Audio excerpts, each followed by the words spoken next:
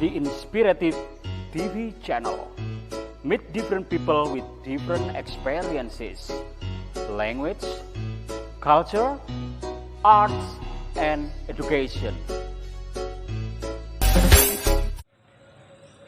Good morning, Mr. Ali.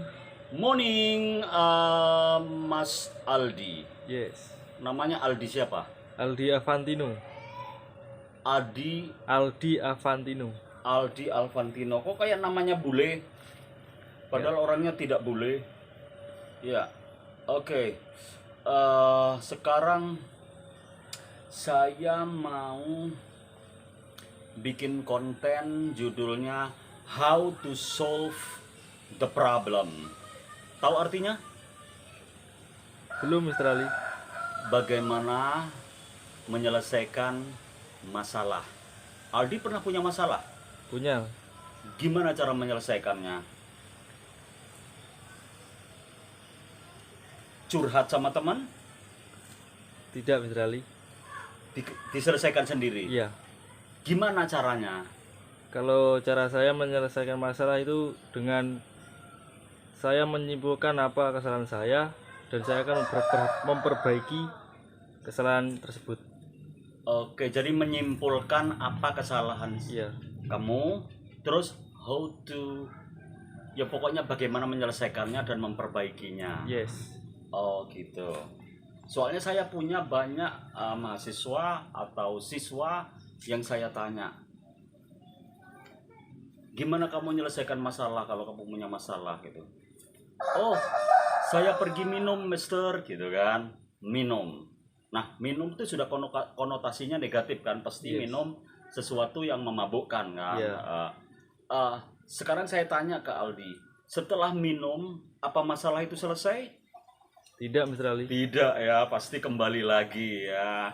Misalnya Aldi punya utang, terus ditagih seseorang, dibikin minum. Setelah minum, apa utangnya lunas? Tidak. Tidak kan. Nah, makanya bagaimana menyikapi dan menyelesaikan masalah itu dengan bijak. Itu. Yes. Ada juga yang lebih ekstrim ya, menyelesaikan masalah dengan nyemplung ke sumur. Nah, itu ekstrim ya. Akhirnya sleeping forever ya, meninggal. Dead. Iya, is dead ya. Terus ada juga yang ini punya teman saya, menyelesaikan masalah itu kepalanya dibentur-benturkan di tembok.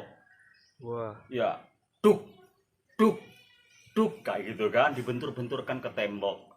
Nah, itu nanti kan kepalanya bisa pecah ya kan. Kalau nggak kepalanya pecah kan, Gagal otak ringan. iya, gagal otak ringan atau otaknya di dalam itu juga pecah juga ya kan.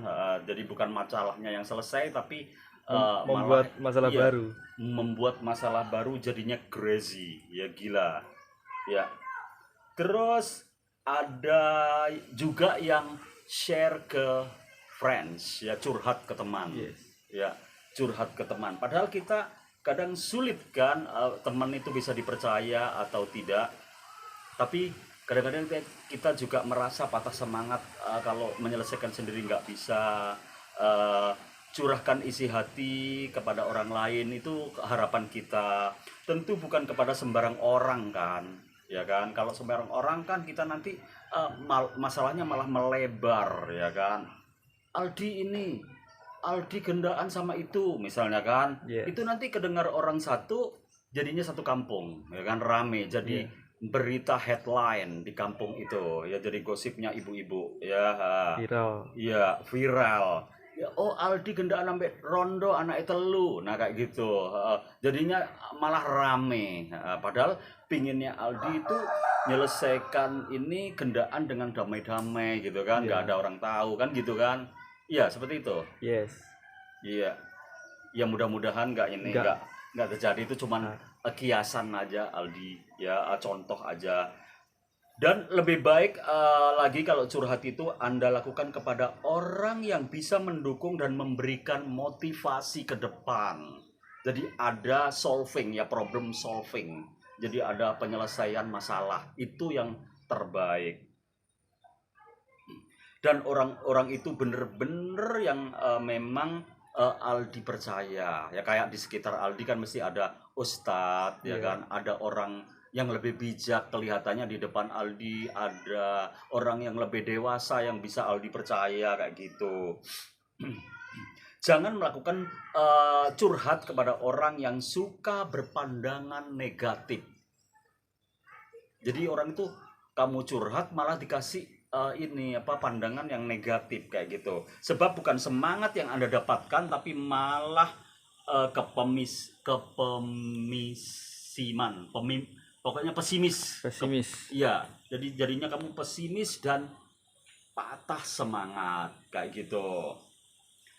Dan kamu harus curhat karena kalau kamu kan ada memang tipe orang yang individu itu, aku mau curhat kemana itu kayaknya impossible kayak gitu kan. Tapi itu rubahlah untuk berusaha mencari orang yang bisa menumpahkan segala hal yang mengganjal di hati kamu kayak gitu, terutama ganjalan yang membuat kamu merasa bosan dan patah semangat. Dan biasanya setelah curhat perasaan akan lebih ringan dan lebih lega karena menemukan orang yang tepat untuk dicurhati atau share yang tepat ya. Sebaliknya jika Anda memendam perasaan yang jemu, hal itu dapat berdampak pada kemalasan, laziness ya. Jadi malas terus, aku mau ngapain kayak gitu. Nanti aku mau mengerjakan sesuatu yang baru malah menimbulkan masalah baru kayak gitu. Dan Anda sulit sekali untuk get up ya, bangun secara fisik juga bangun secara non fisik ya. Jadi lahir batin bangun kayak gitu. Jadi dan Anda seakan-akan Anda bisa menasehati diri sendiri karena udah dapat masukan dari orang yang tepat. Aku harus gini nih, aku harus bangkit nih, masa depanku masih panjang, umur aku masih berapa, seperti itu. Jadi introspeksi diri di sini juga penting ya, untuk menyelesaikan masalah.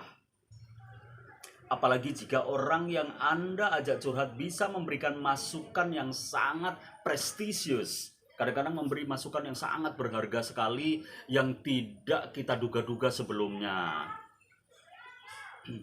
Jadi Anda tidak hanya sekedar curhat kalau sudah menemukan orang yang tepat, tapi Anda menemukan sesuatu dan memperoleh pencerahan yang secara secara naluri, secara kasat mata itu bisa plong ya. Jadi pikiran itu sudah bebas, aku sudah tersolusikan nih masalah aku kayak gitu-gitu.